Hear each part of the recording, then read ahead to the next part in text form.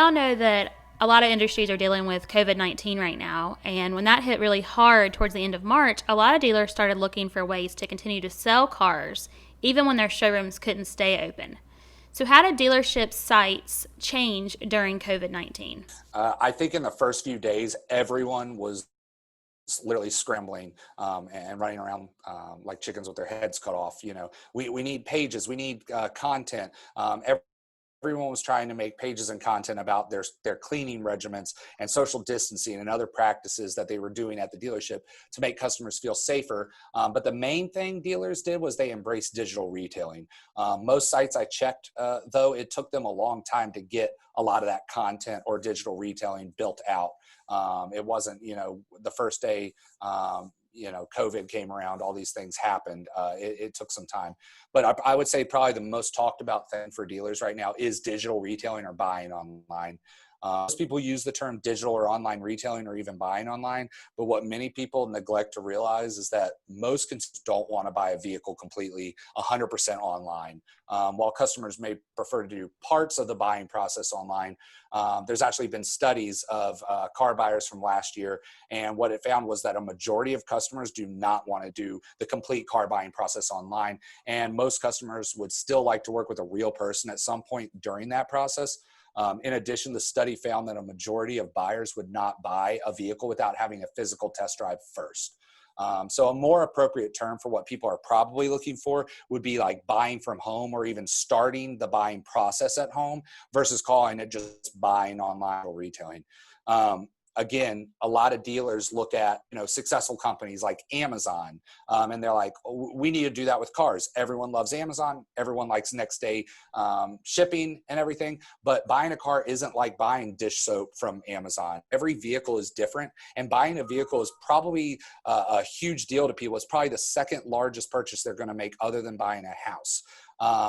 So looking at buying a home, for example, that's a good thing to look at. People don't buy homes online.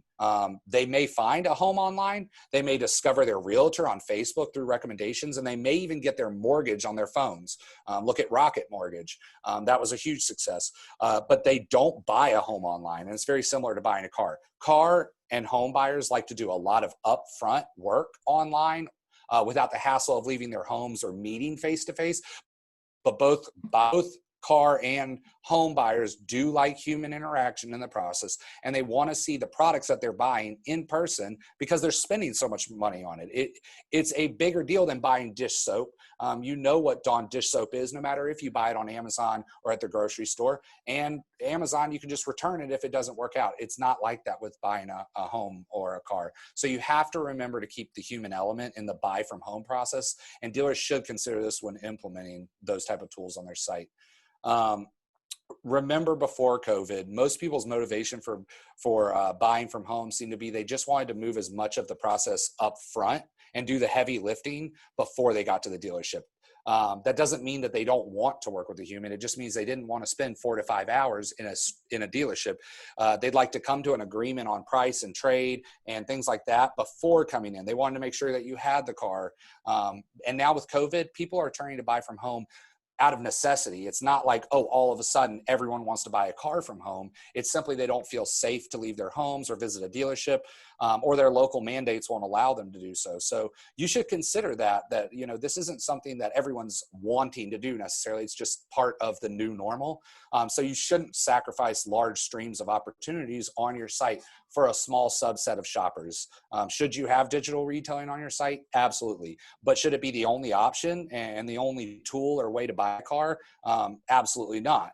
A lot of dealers have made digital retailing their sole experience on their site. They made it to where the only way you can get information on a car is through the digital retailing tool. And that's a mistake because not everyone wants to buy a car that way. So give customers options.